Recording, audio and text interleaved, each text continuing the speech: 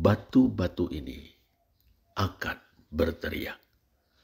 Lukas 19 ayat 28 sampai 40. Saudara, penginjil Lukas mengajak kita untuk menyaksikan kedatangan Yesus dari Nazaret di Yerusalem. Para murid mengiringi dia dengan gembira. Mereka memuji Allah dengan suara nyaring.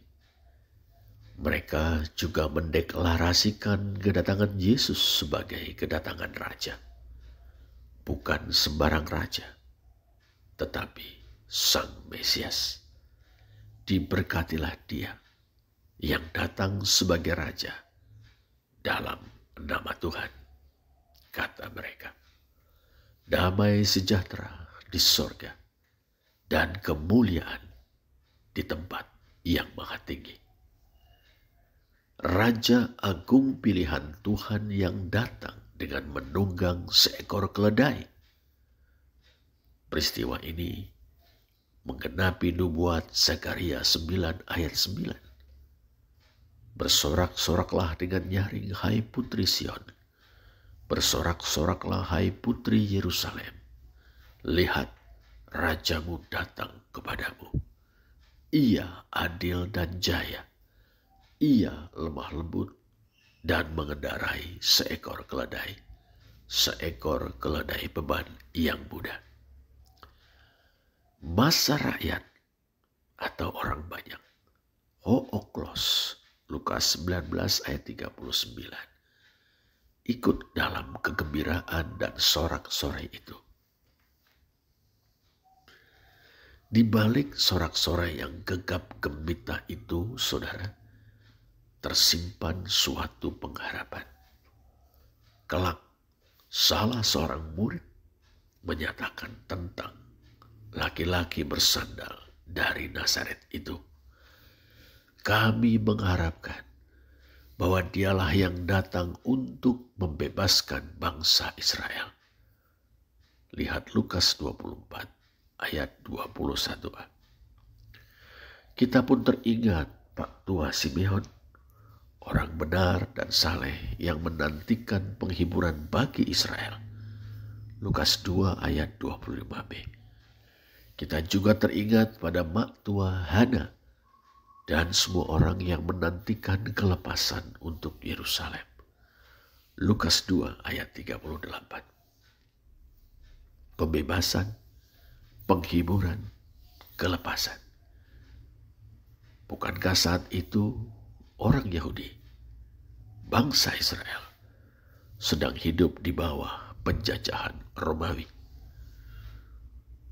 Lantas pembebasan atau kelepasan apakah yang mereka nantikan? Penghiburan apakah yang mereka rindukan? Pembebasan atau kelepasan dari musuh-musuh kita, dari tangan semua orang yang membenci kita, kata Imam Zakaria dalam Lukas 1 ayat 71. Adapun musuh-musuh kita atau semua orang yang membenci kita, yang dimaksud adalah penjajah Romawi. Penghiburan berupa pemerdekaan supaya terlepas dari tangan musuh.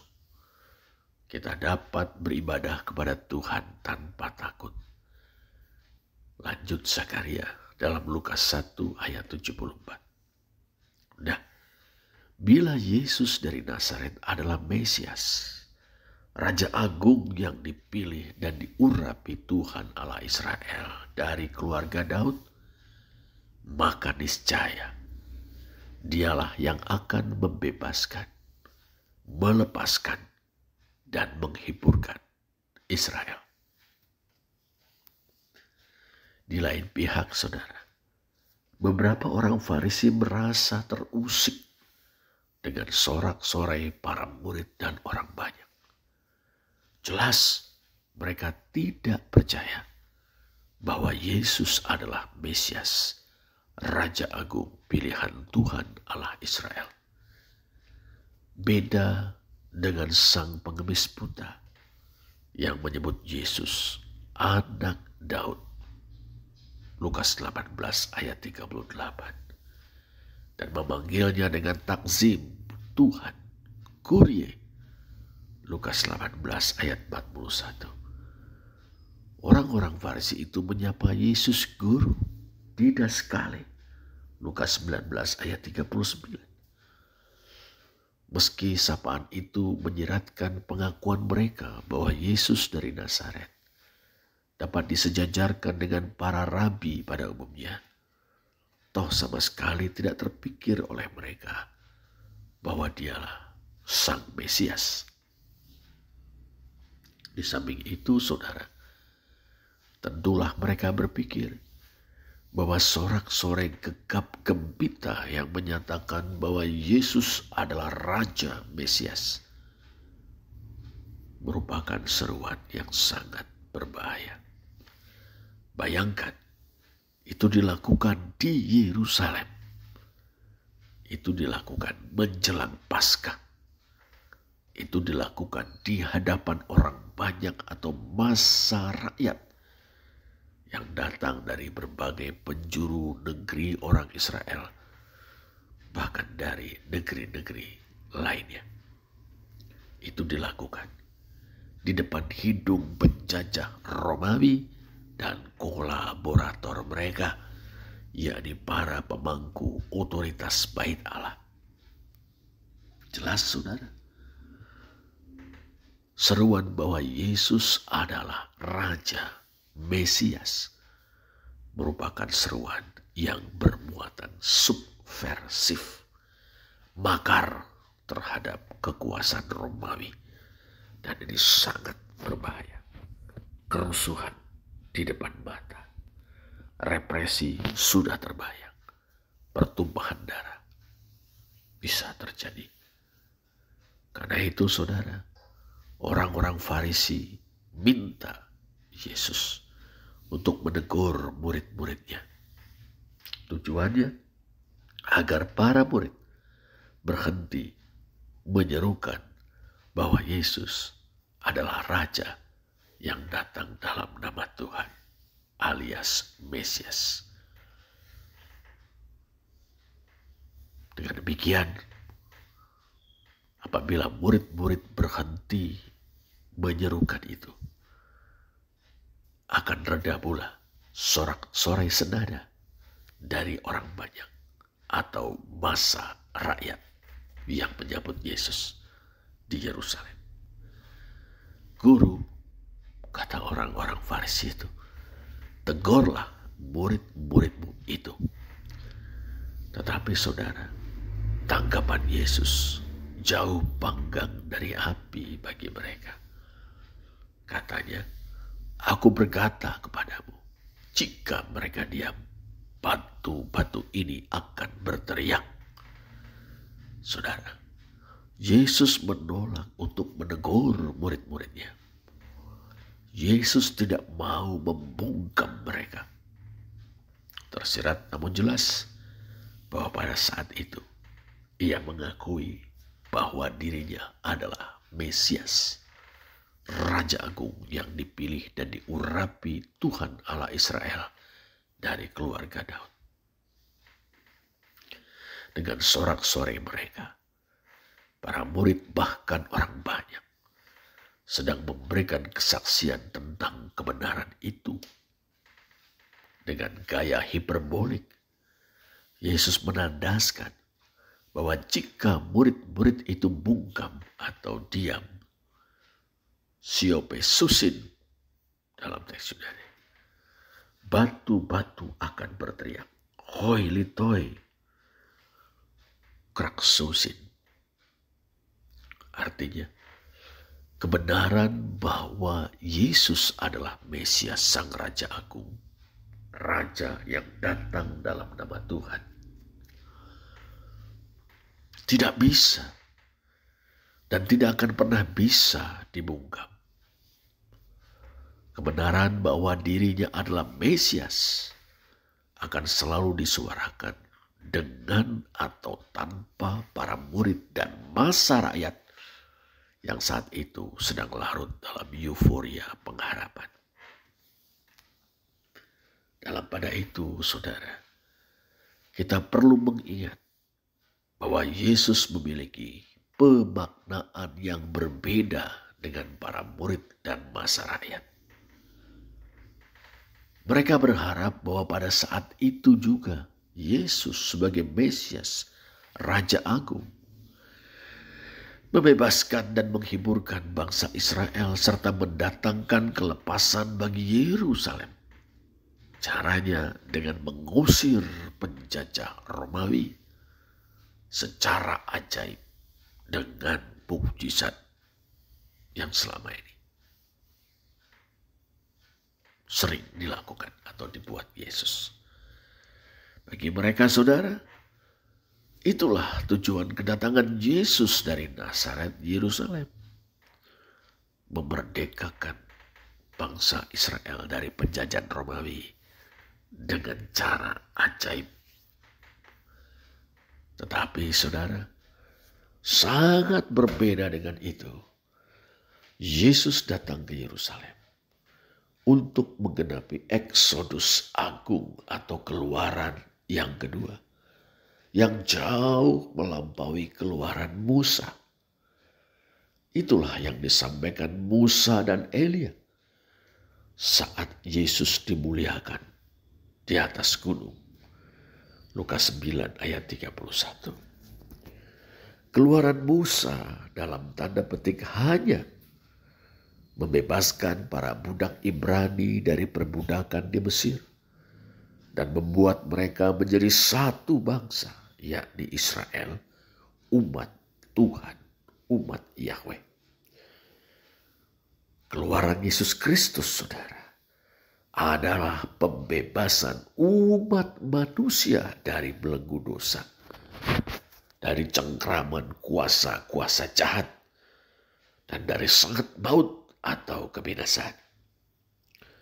Keluaran Yesus Kristus sekaligus juga mendasari ditegakkannya sebuah perjanjian yang baru. Hekaine diateke. Perjanjian baru yang menciptakan umat manusia yang baru, umat Sang Mesias, umat yang hidup sebagai anak-anak Allah dan pengikut-pengikut Mesias. Eksodus Agung atau keluaran Yesus Kristus itu, saudara, akan terjadi dalam penderitaan, kematian, dan kebangkitan Yesus dari Nazaret yang akan terjadi di Yerusalem. Jadi, selain lebih besar daripada keluaran Musa, kedatangan Yesus di Yerusalem adalah untuk mengerjakan pembebasan yang lebih menyeluruh daripada tanda petik sekedar mengusir penjajah Romawi. Di sini kita belajar, saudara, pertama, kosakata yang sama belum tentu memiliki kandungan makna yang sama. Kosakata yang sama tidak dengan sendirinya dimaknai sama. Yesus dari Nazaret memiliki kosakata yang sama dengan para murid dan massa rakyat. Tetapi ia memaknainya seturut dengan maksud dan rencana Allah Bapanya. Oh, betapa kita juga perlu menguji pernyataan, maksud, dan motivasi kita. Yang kedua, saudara, kita belajar bahwa kita harus berani menyatakan keyakinan kita tentang Yesus. Meski itu berarti berada atau berbeda paham dan bersimpang jalan dengan orang-orang yang sekadar menghormati dia sebagai guru atau sekedar sebagai nabi Benar, Yesus dari Nazaret adalah seorang guru, bahkan guru agung. Benar, Yesus dari Nazaret adalah seorang nabi, bahkan nabi agung, nabi yang terakhir. Tetapi lebih dari itu, saudara, Yesus dari Nazaret adalah Mesias, Raja Agung yang telah dipilih dan diurapi Allah. Allah yang hidup dan benar mengurapi Yesus dari Nazaret untuk membebaskan kita dari belenggu dosa, dari cengkeraman kuasa-kuasa jahat, dan dari kedahsyatan maut atau kebinasaan. Suatu pembebasan yang mendatangkan kelepasan dan penghiburan sejati bagi kita. Suatu pembebasan yang mendatangkan kelepasan dan penghiburan dengan harga yang sangat mahal, yakni penderitaan dan kematian Sang Mesias di kayu salib. Suatu pembebasan yang jaya karena Ia bangkit pada hari yang ketiga dan masuk ke dalam kemuliaannya sebagai Mesias dan menjadi keselamatan bagi kita. Saudara, di Minggu Palmarum ini, di awal pekan suci ini, kita mendapati diri kita ada di tengah-tengah dunia. Dunia yang seringkali terperangkap dalam kebisuan untuk berbicara tentang kebenaran ilahi. Maka sesungguhnya kita diajak, diundang, dipanggil, diutus untuk menyatakan kebenaran iman kita sejelas-jelasnya dan senyata-nyatanya. Terpujilah Allah. Amin.